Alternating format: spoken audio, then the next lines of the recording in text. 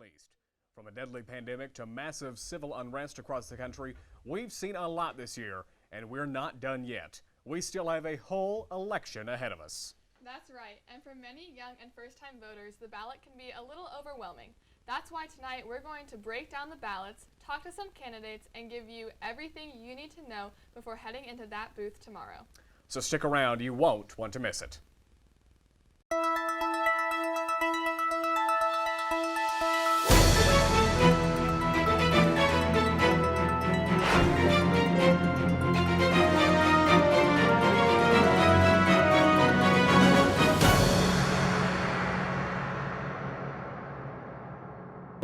For first-time voters, when they reach I'm Brody Myers. And I'm Alex Dusky. And for many college students, this is their first time voting, and the ballot can be a little intimidating. This is much more on the ballot than just the presidential candidates. Tonight, along with the presidential race, we're going to be looking at the state senator race, House of Representative race, and the Supreme Court justices up for re-election, and the state questions featured on this year's ballot. With everything going on in this election, we would be remiss to not talk about the record-breaking voting numbers we've seen this year. Despite the challenges we face this year with COVID precautions, early voting in America has now surpassed 2/3 of all ballots cast in the 2016 election. More than 90 million Americans have already voted, and Election Day isn't even here yet. With this huge influx of voters, we are reminded of just how important voting is, and for many students, this is their first time voting. Daily O reporter Braden Harper sat down with one student who is excited about the prospect of taking part in America's democracy. For first-time voters when they reach an election where they can make their voice heard. Such is the case for student Wes Maxwell.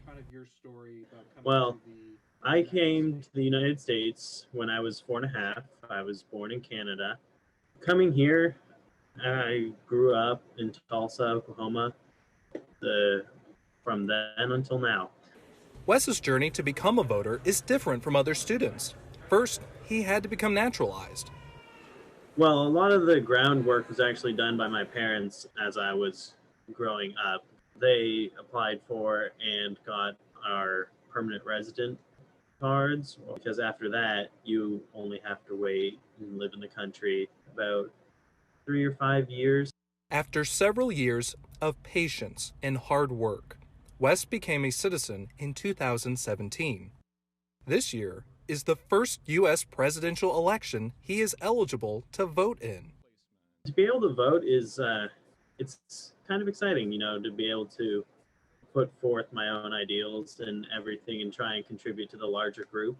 Like many other voters this year, Wes will be casting an absentee ballot. And that's partially due to the coronavirus pandemic and also just a little bit more convenient. Wes is confident in how he is voting this year. I do feel it's a legitimate form of voting, and I feel my vote should be counted, as it is no different physically than if I went to the voting place and marked it in person there. This year is the first year that many OSU students, like Wes, are eligible to vote. Regardless of who you're voting for, it is important that we make our voice heard. Reporting from home, I'm Braden Harper, the Daily O. That story really puts into perspective how important voting is. This was my first year voting, and being from Tennessee, I had to do the whole absentee mail-in ballot, and I ended up having to overnight my ballot to get there in time, but it was really exciting to be part of the whole process. That's some democracy for you. I went on Thursday for early voting here in Stillwater, waited for about an hour. I was probably about the 200th person in line, so props to all the workers here in Payne County for their great job, and of course the polls will be open tomorrow, 7 to 7 for regular voting at your precinct. Now we're going to take a quick commercial break. And when we come back, we'll tell you about who is running to be your state senator.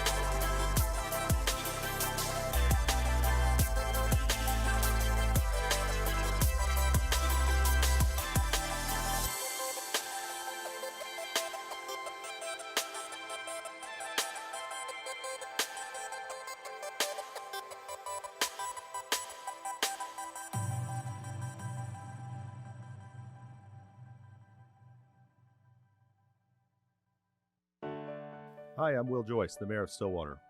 As mayor, it's my responsibility to help develop plans for a variety of resident needs, including roads, emergency services, and utilities. Some of those services are paid for with federal money that the government distributes to states and communities based on Census Bureau data. This is your tax money coming back to our community, but if you or your household aren't counted, we lose nearly $1,200 per person to places like Texas, Kansas, and Arkansas. So help bring that money back to local communities by filling out the 2020 census. This year, it's easy to do. You'll receive a postcard in March 2020 with a unique code for your address. Using that code, simply go online, call, or request a paper copy of the census and fill it out. I want to make sure that you and your whole household are counted in the 2020 census. It's important not just to Stillwater, but to all of Payne County. Welcome back to the 2020 ballot breakdown, where we're breaking down the Payne County ballot for the 2020 election. We're going to start off by looking at the state senator candidates on the ballot this year. The candidates in the running are Republican Tom Duggar, who is the incumbent, and Democrat Rick Dunham. Rick Dunham is a decorated Army veteran and fellow cowboy. He graduated from Oklahoma State in 2008 and then went on to serve in Afghanistan.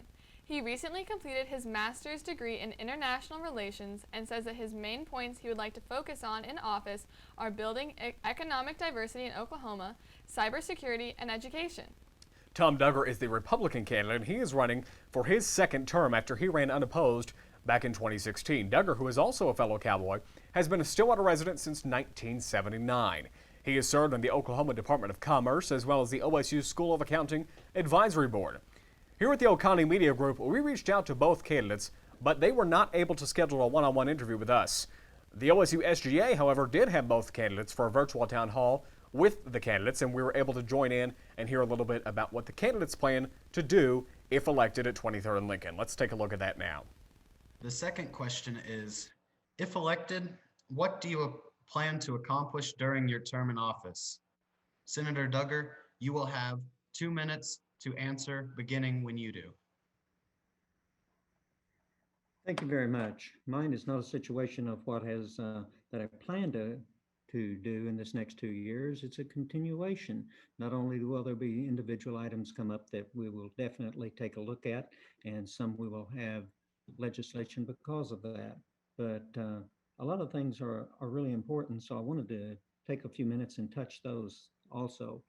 One of the things we created that allowed us to have a teacher pay raise a couple of years ago, followed by a second pay raise of smaller amount, but still significant, was tied to the use tax. We did not have a use tax in Oklahoma, even though many of the states were collecting money, but keeping the money and not remitting it in.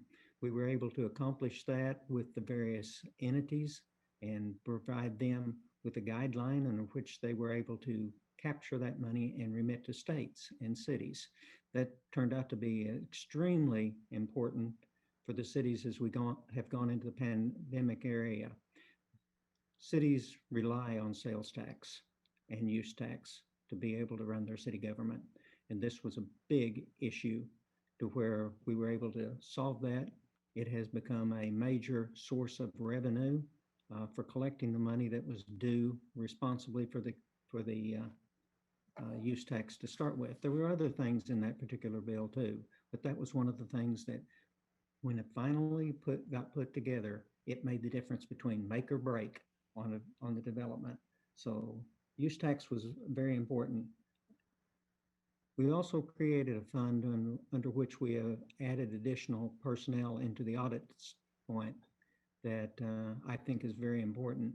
We added 14 auditors to the state auditor and inspectors roster. We passed the bill regarding loft. All of these things are designed to structure a stronger and more effective and vibrant economy for the state of Oklahoma. Thank you. Thank you, Senator Duggar.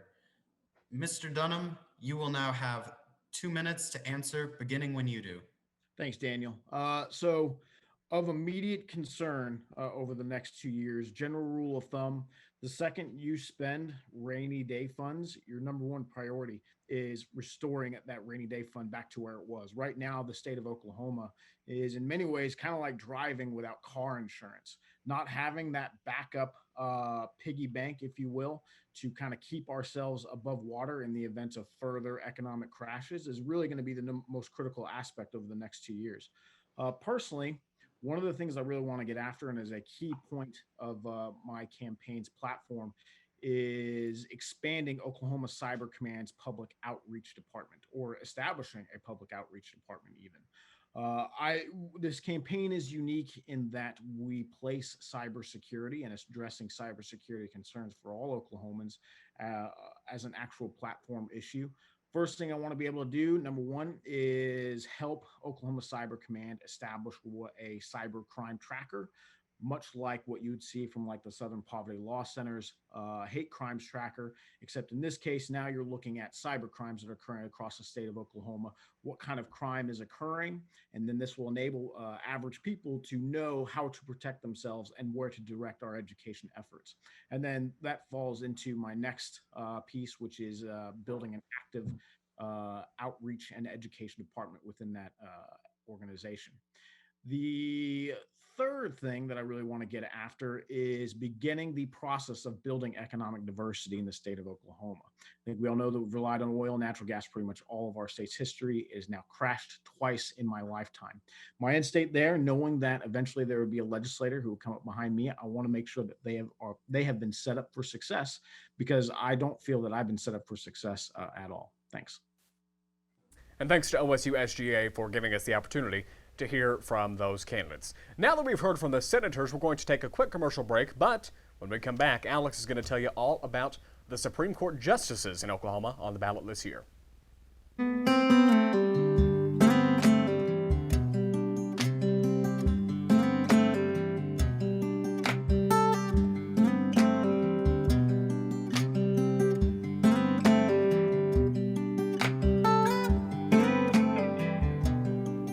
Hi everybody, my name is Emily Shooping. I'm your marketing coordinator for the Made in Oklahoma Coalition. I'm coming to you with an amazing opportunity. We are teaming up with the Ocali Media Group at Oklahoma State University. We want to tell your story on the following platforms: streaming, newspaper, and digital. This opportunity will not only allow your story to be told locally, but nationally as well. I am so excited for each of you to join in on this tremendous opportunity. This will not only be good for your business, but it will be good for our great state of Oklahoma. You can be expecting an email from me soon with more details about this opportunity.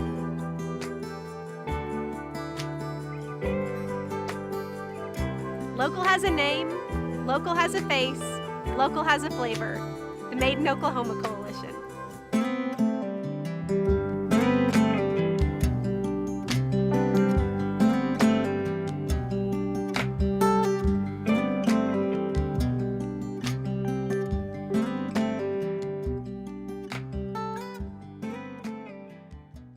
Welcome back to the 2020 ballot breakdown. Now that we've talked about the state senator candidates, let's take a look at the judicial retention section of your ballot.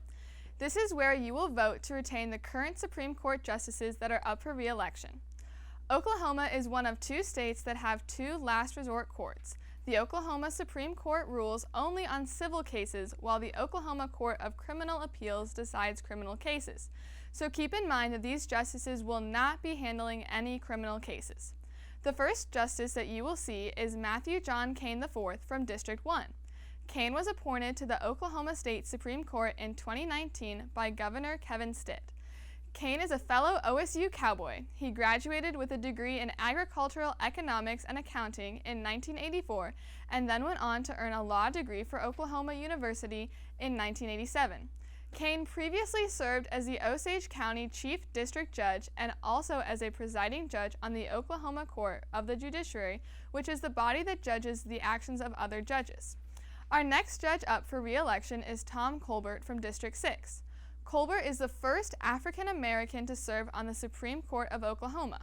He was appointed by Governor Brad Henry in 2004. 4 years prior, Colbert was the first African American to be appointed to the Oklahoma Court of Civil Appeals. The final judge up for re-election in the Supreme Court is Richard B. Darby. Darby was appointed to the court by Governor Mary Fallin in 2018.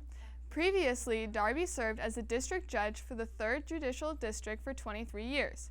He is also a member of the Appellate Division of the Oklahoma Court on the Judiciary. All of the candidates are nonpartisan, which is why it's so important to research how the judges rule on things in order to decide whether or not you want to cast your vote for them. In June 2020, the Supreme Court rejected a petition that wanted to amend Oklahoma laws to make it unlawful to carry a concealed or unconcealed handgun without a license. The court ruled that the petitioner's summary of the ballot measure was legally insufficient to describe what it would do. Justices Darby and Kane both sided with the majority in that ruling, while Justice Colbert recused. In July 2020, the court sided with legislative leaders and ruled that Governor Stitt unconstitutionally exceeded his authority when he entered into gaming compacts with the Comanche Nation. Those compacts included the governor's support for the tribes to engage in sports betting and house-banked card games, which the court ruled were not permitted under Oklahoma law. The vote to declare those compacts invalid was 7-1, with Justice Kane, the only justice appointed by Stitt, casting the only dissenting vote. Justice Darby sided with the majority and Justice Colbert recused. These are just 2 of the many cases these 3 Supreme Court justices have ruled on, so if you're still not sure whether to vote to retain any of these judges, you can visit oscn.net to review all of the past Supreme Court cases and decisions.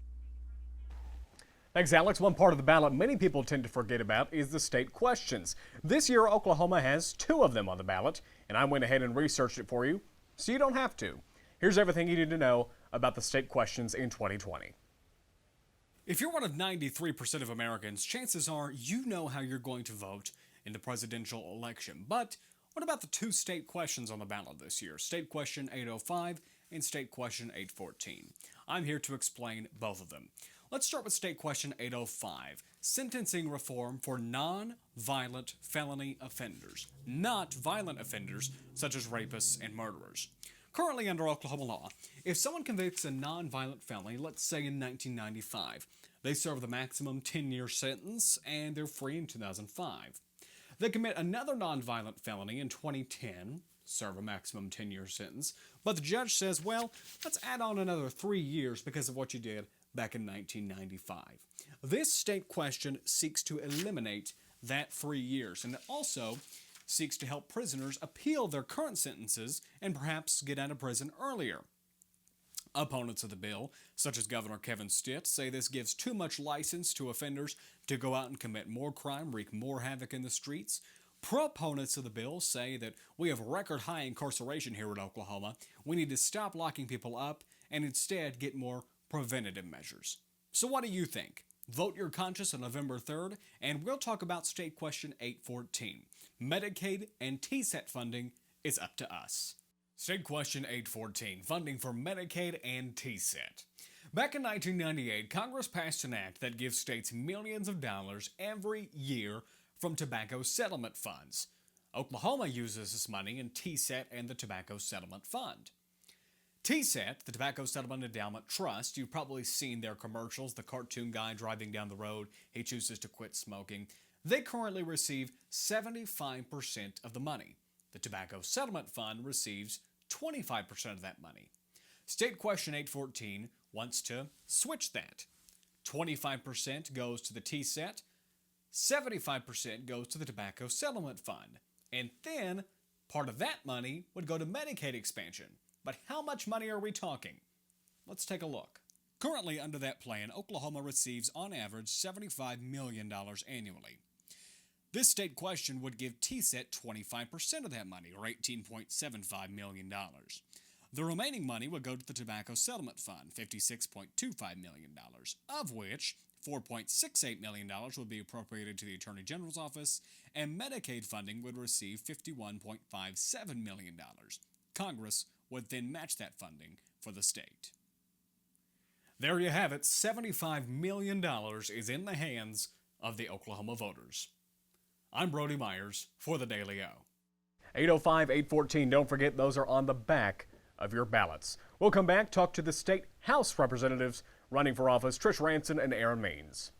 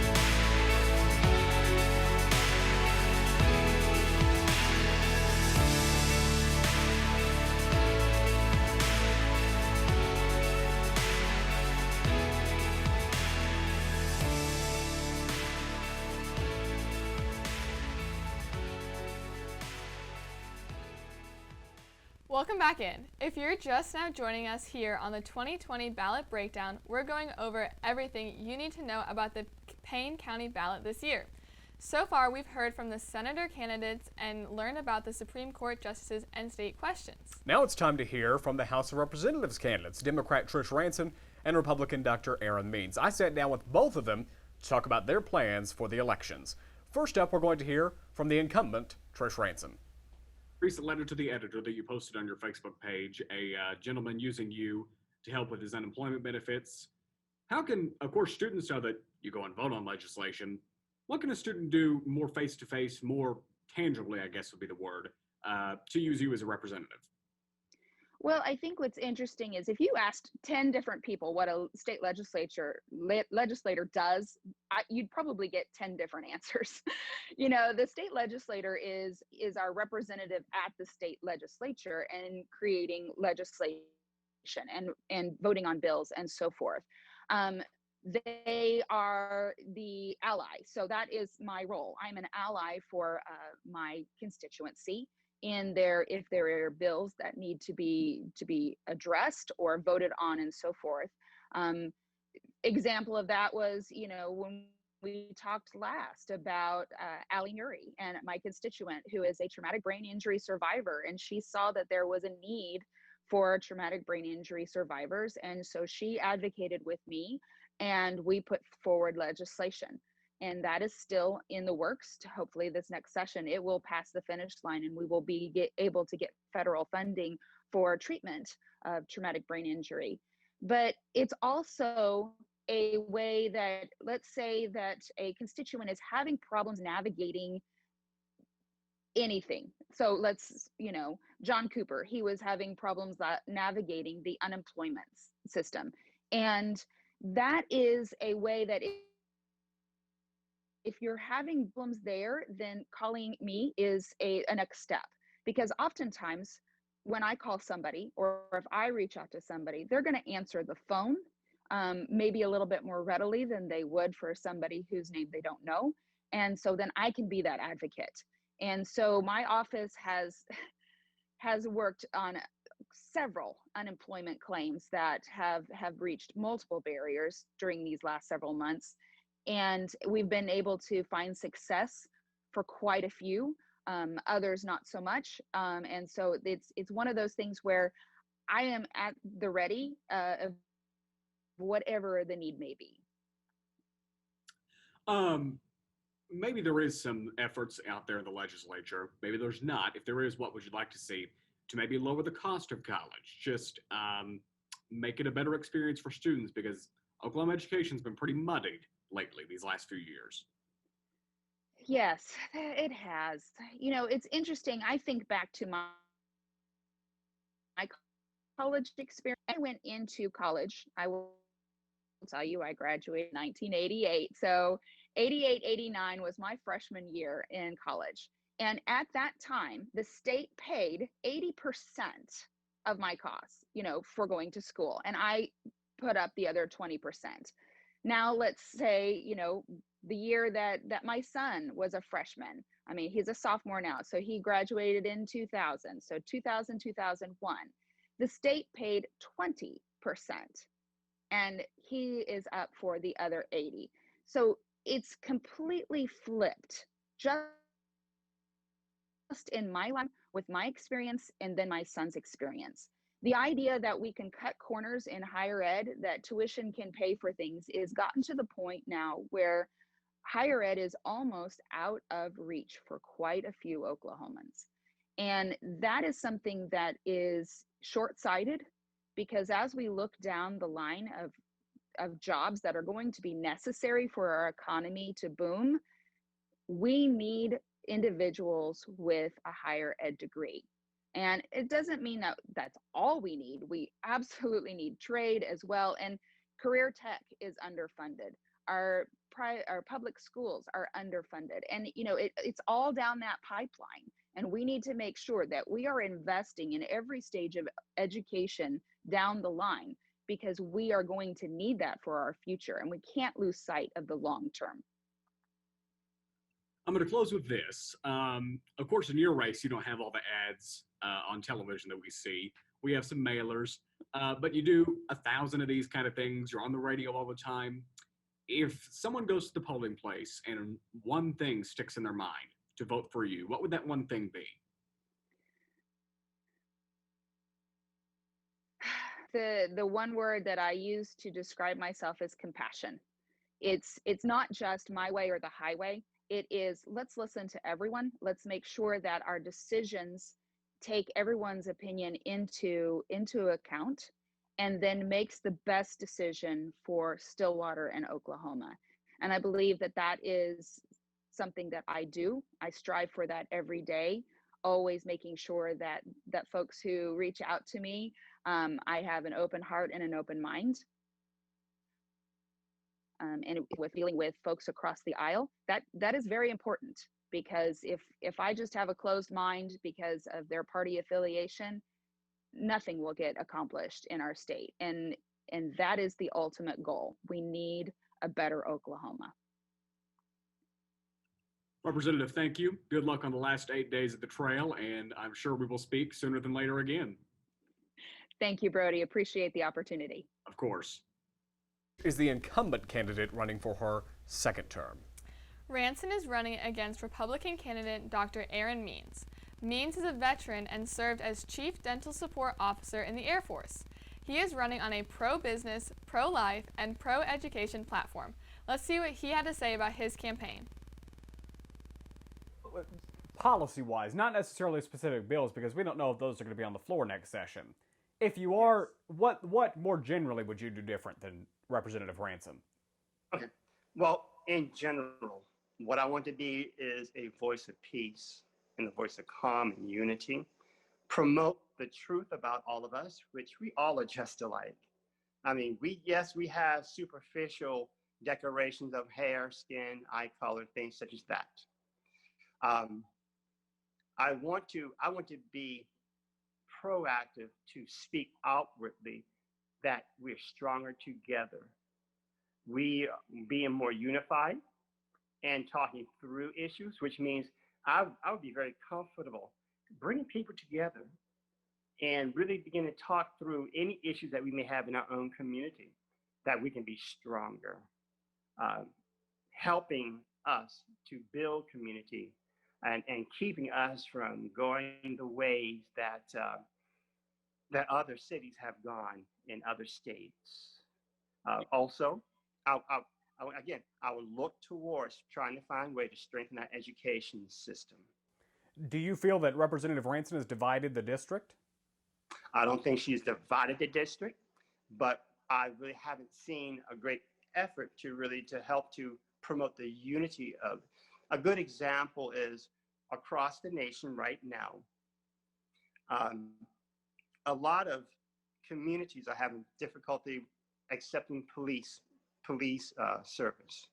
Okay, I work with the Payne County Republicans, and it's not a political issue, but we just happen to be Republicans, and just happen to be the Payne County Republican group, which recognize our law enforcement. Because I personally know Chief Jeff Watts, and I personally know Shannon Gordon, and where I have learned that our police officers, as well as the Sheriff's Department, as well as Oklahoma Bureau of Investigations, they really do work hard to serve our community. But not only that, but I personally are involved in a lot of other service organizations, such as I volunteer Our Daily Bread. I mean, I go down and I actually push the cart to help individuals get their food that they're going to take home, as well as I've worked with, and this is all before the pandemic hit, with the First United Methodist Church free dinner, where my job each time was to literally scrape the leftover food off the trays into the trash, because I don't believe that there is no opportunity to bond and to help the community that is too menial for me. Yes, I've studied for a good number of years. I've earned various degrees. I've supervised literally hundreds of people. I've managed millions of dollars for the federal government, but scraping food off a tray is not too menial for me to do when I know I'm helping people, when I know that I'm doing good for the people that I want to serve. And it made no difference whether I was running or not. I've always been ready to serve. I'm going to close with the same question that I gave your opponent. What would you want the very one thing to remember for a voter in the ballot box? About me, he said? Okay. That I have a heart and a passion. And my passion is to see our community stay together and grow economically. Small businesses grow, medium-sized businesses. There are a lot that are hurting. And there are small businesses that have closed down because of the pandemic. I have a passion for our children. And it's not just in words, but in action. And that's the reason why I help, like I said, with Our Daily Bread and with the United Methodist Church. And I have a passion for people in general. I want to see our community flourish. I want to see our education system get stronger. I want to see people come together and stay together, not seeing us as Black, white, Hispanic, but we're just people. We're human beings. And all lives, every life, all lives matter. And those are the principles that I will serve our community on, because when we see each other as one, then we are less likely to have elements to come in and move us in the direction that other cities have seen. Well, Doctor, it was a pleasure to meet you. Thank you for sitting for that interview. Went a little longer than I expected, but got some good answers in, and stay safe on the trail. Just a few days left. I will, and thank you very much for this opportunity. Thank you again to those candidates for the opportunity to sit down. Well, we made it through the local sections of our ballot, so I guess that means it's time to turn our attention to the presidential race. After this commercial break, Ian Nickel is going to go over the Electoral College, and tell us the surprising states that could be determining factors in tomorrow's election.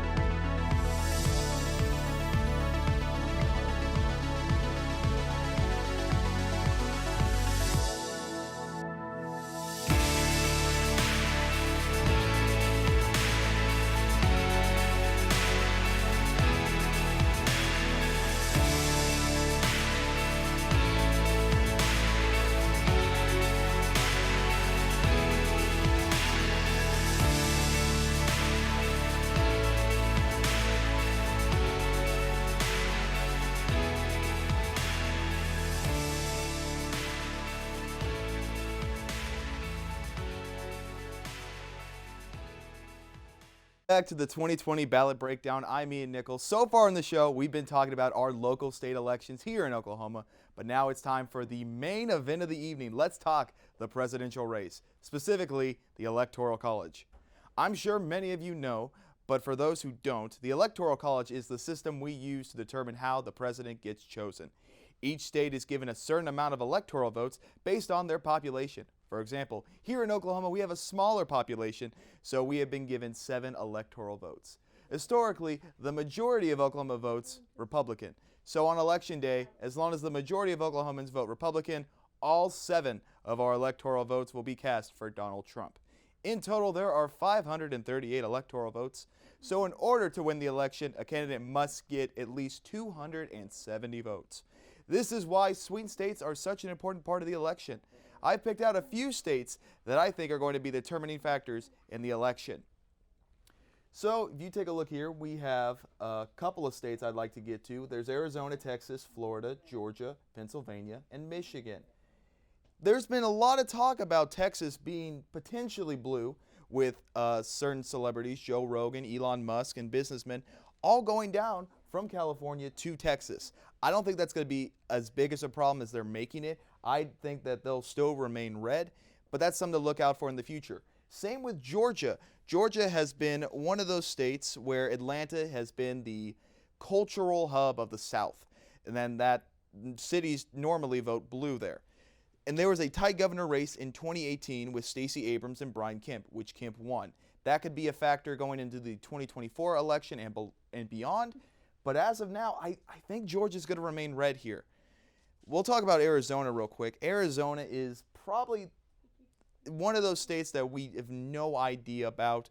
NBC News and Marist have a 48-48 tie.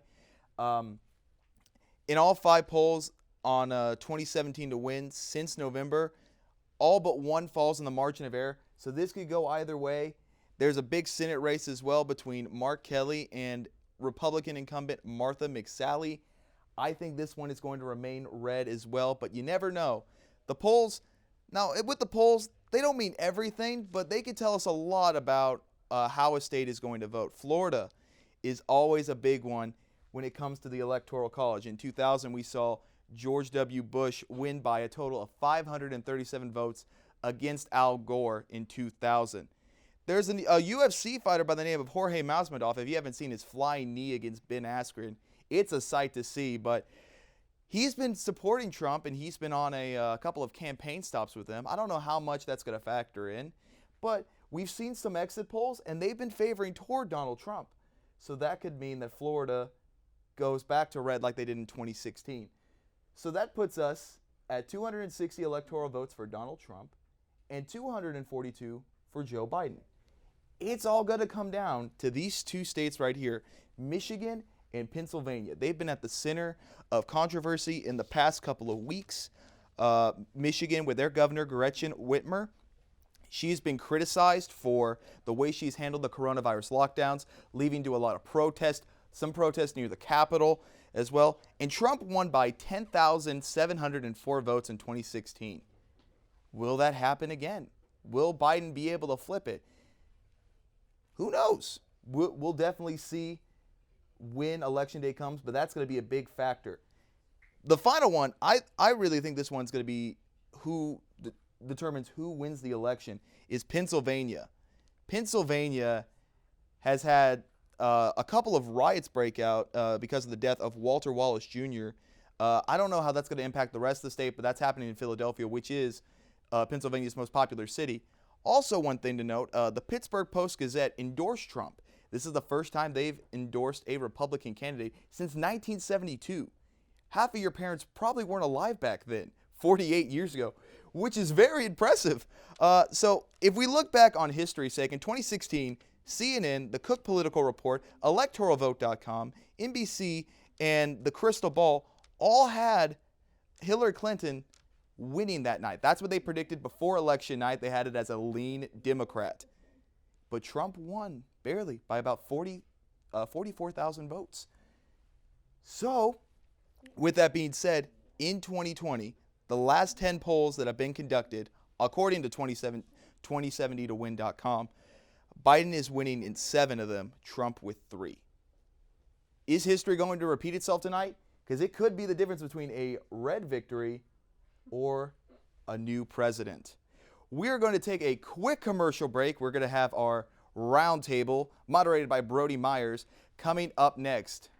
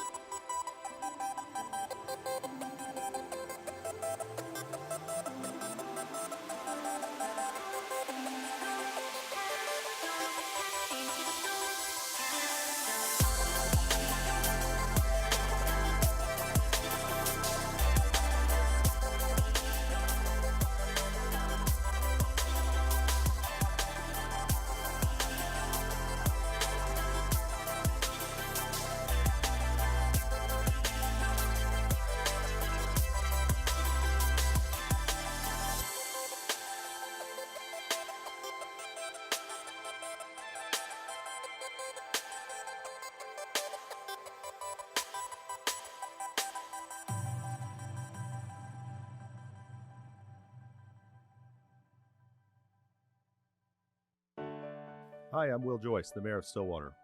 As Mayor, it's my responsibility to help develop plans for a variety of resident needs, including roads, emergency services, and utilities.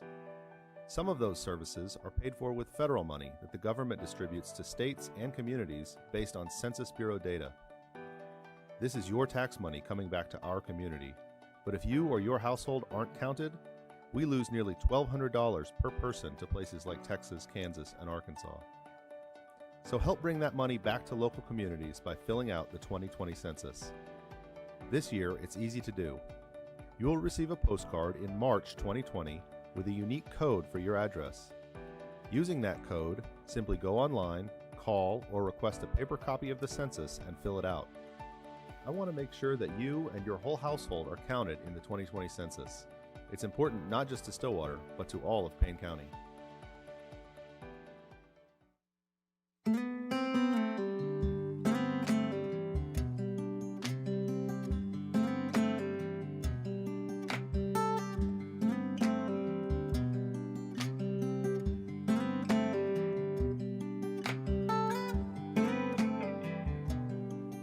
Hi everybody, my name is Emily Shooping. I'm your marketing coordinator for the Made in Oklahoma Coalition. I'm coming to you with an amazing opportunity. We are teaming up with the Ocali Media Group at Oklahoma State University. We want to tell your story on the following platforms: streaming, newspaper, and digital. This opportunity will not only allow your story to be told locally, but nationally as well. I am so excited for each of you to join in on this tremendous opportunity. This will not only be good for your business, but it will be good for our great state of Oklahoma. You can be expecting an email from me soon with more details about this opportunity.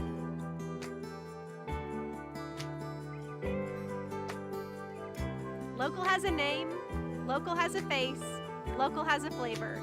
The Made in Oklahoma Coalition.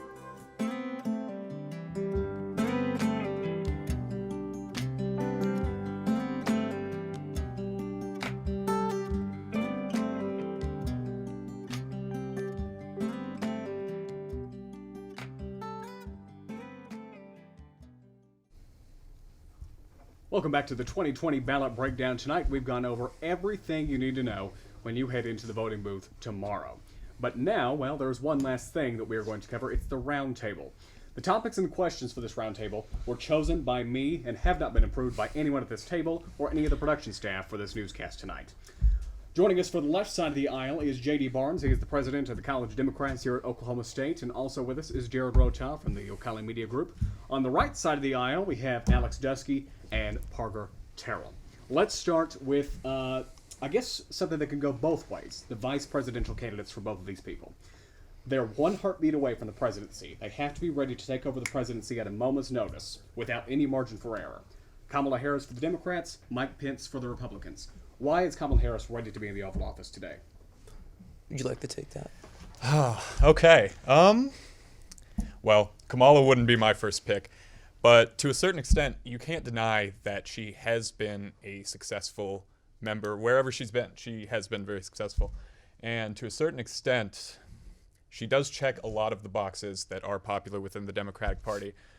Some of these may not be, the most specifically pragmatic approaches. I don't specifically love her policies, but you have to admit she is the first female and the second black candidate ever to be on a major ballot. That's still like a monumental thing that within minority groups and specifically females, that is going to be some sort of carry for Biden. But does that qualify her to lead the free world? No, but does it qualify anybody? At a certain point, we are choosing between bad options.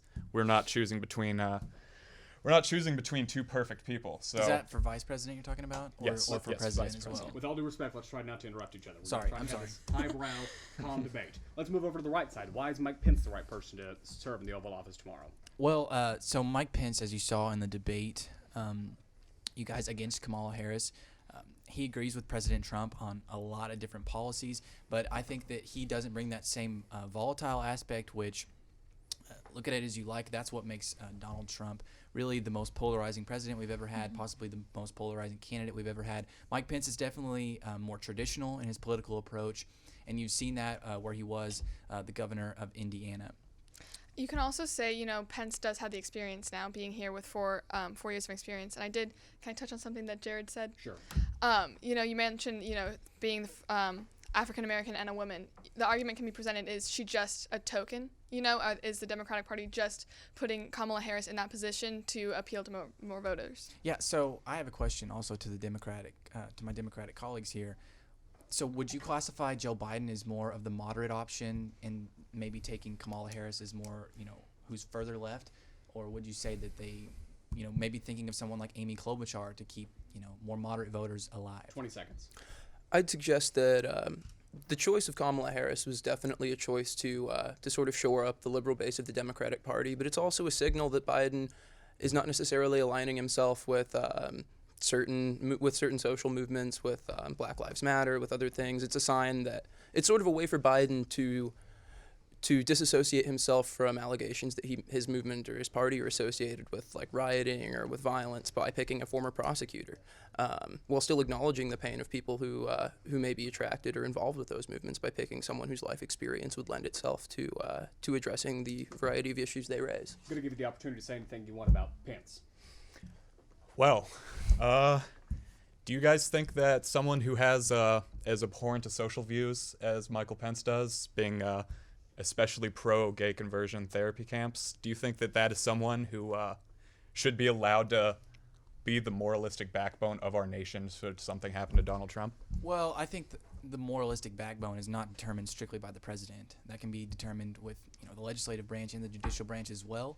But Mike Pence hasn't enforced any of his specific policies in regards to conversion therapy as vice president. He hasn't, pushed President Trump to make that something that's more prevalent across the nation. So I think that while he has had that background in the past of supporting that conversion therapy, which is something that the Republican Party does not in itself support, I don't think that he's going to push that to the forefront, especially if he were to become the leader of the free world. I want to move on to another topic. We're going to get some more pointed things at both parties. I want to pose this one to you as the president of the College of Dems, because this is on the Democratic platform. Joe Biden wants a public option for health care. He's floated $15,000 for down payments on mortgages. He said he wants a $15 minimum wage. He wants free college.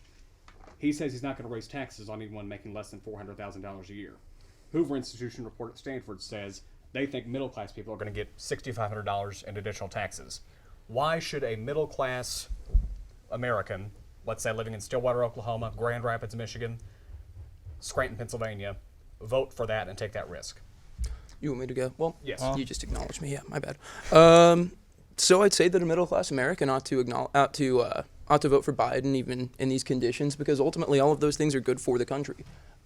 Even if you don't directly benefit from a $15 minimum wage, you do benefit from increased amounts of money in workers' pockets, because that money goes it stimulates spending and it stimulates participation in the economy, which ultimately boosts the amount of jobs that we can have across this country. I think people who don't necessarily... Is it worth having 10% of your income taxed? An additional 10%? Can I answer that?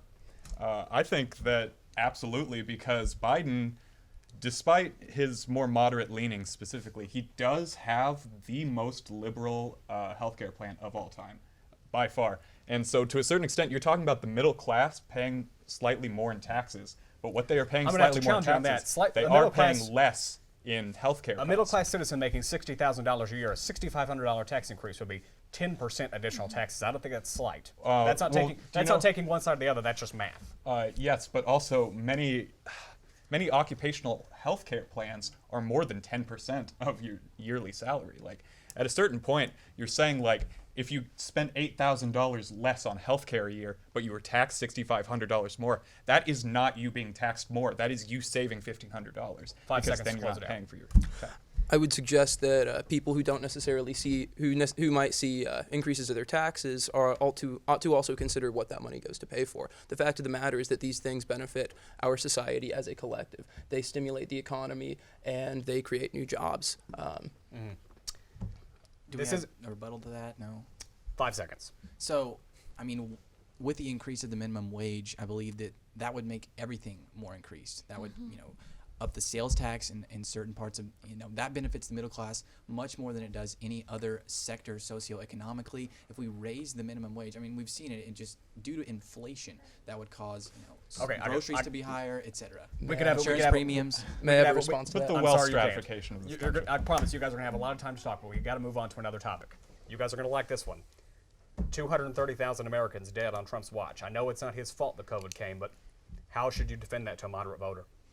I think that, I'm not saying that it's good that people are dying. I don't want that to come across this way, but you have to weigh the benefits. Within the last month, there have been more suicides and car accident deaths than there are COVID cases just across the country. And, Joe Biden has such a strict COVID policy that if he were to be elected, have a federal mask mandate across the country. And if you look at the states like New York, California, that have Illinois, Michigan, that haven't reopened, they're still having the excessive amount of COVID deaths, and their economies are still suffering. The students are still not in school. Parents are not working. And you just have to look at it in the big picture and say, is all of this worth it? Risking our economy, our jobs, our lives for... Parker? Well, going back to what President Trump's response to COVID-19. I mean, Joe Biden was on record saying that he would have, kept the country open even longer. He was criticizing President Trump with closing down the country because of the lack of information. And while that is true that there was a lack of information regarding COVID-19, regardless of what the president was told, the president's told a lot of things that we don't ever hear about or don't know about. So he made that executive decision to shut down the country, back in March or April. So I believe Joe Biden, it would have been even a more deaths, a harsher response. Thank you, Parker. Got to stop you there. I'm sorry. 20 seconds. I've got to interrupt both of you because we've got a lot of topics to cover this short amount of time. 20 seconds, hard and fast. I would suggest that is a mischaracterization of Joe Biden's position because Donald Trump, we know from I believe it was Woodward, that he knew that the virus was airborne as early as February 7th, and yet he didn't shut down the country until March or April. Joe Biden wasn't privy to that information. He wasn't privy to all kinds of information that Donald Trump was. We got to leave it there. We got to leave it there. We got to move on to another important issue. The Supreme Court. Amy Coney Barrett confirmed easily in the Senate on, well, I say easily, but it was along party lines. It was really never a doubt that she would go to the court. Democrats, first, yes or no, do you support packing the Supreme Court? Yes, absolutely. Yes or no?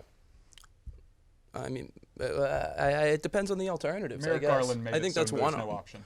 I would suggest either packing the Supreme Court or coming up with a new system. Okay. Over here. Why is Trump's Supreme Court picks the reason people should vote for him? I mean, throughout history, there's been, more left-leaning justices throughout the Supreme Court, and the Republicans didn't suggest packing the court. So just because, the Supreme Court is as conservative as it's been in a long time doesn't mean that fundamental, we would have to amend the entire Constitution to create a Supreme Court packing, upend our entire, judicial and political foundation just for that to happen. And I don't, again, it's not been that way in the past, so I don't understand why. I'm going to ask two challenging questions here. Were the Republicans hypocritical on Merrick Garland?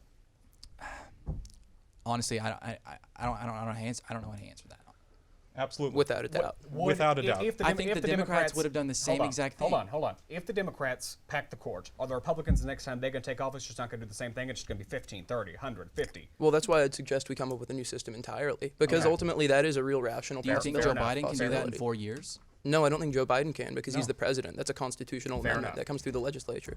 Everyone, I would love to get into a lot more questions. We could do this for an hour. I know we could, and I've got 1,000 more questions in the back of my mind. But unfortunately, we only have a limited amount of time. Thank you to J.D. Barnes, Jared Rota, Parker Terrell, Alex Deskey. We got as much substance in as we could in 10 minutes. And I believe we are going to... All right.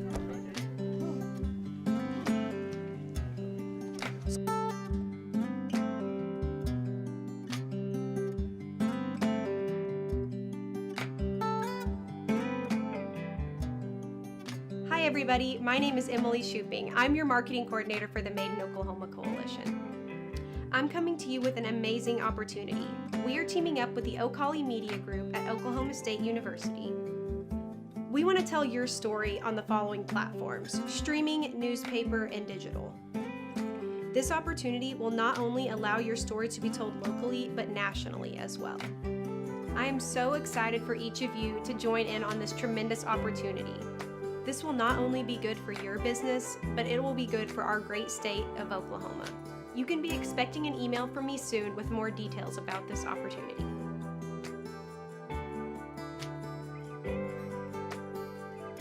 Local has a name, local has a face, local has a flavor. The Made in Oklahoma Coalition.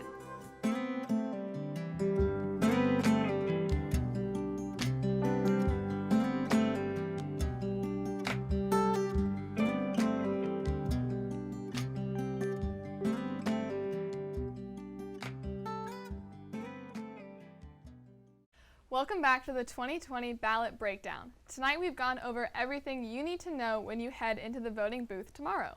Well, there is one last thing we haven't talked about, where those voting booths are. In Stillwater, there are 19 polling locations for you to vote at. The polling locations are determined by your precinct. To figure out where your precinct and polling location are, you can visit paynecounty.org. The polls will be open from 7 a.m. to 7 p.m. And like we said in the beginning of this show, this year is one of the highest voter turnout rates we've seen in the past 10 years, so be sure to get there early because the lines may be long. Well, that's all we have for you tonight on the ballot breakdown. We hope you fully now are more ready to go out and hit the polls with all the information we gave you. Regardless of who you're voting for, from all of us here at the Daily O, please go out tomorrow and make your voice heard. For the Daily O, I'm Alex Deskey. And I'm Brody Myers. Have a great night.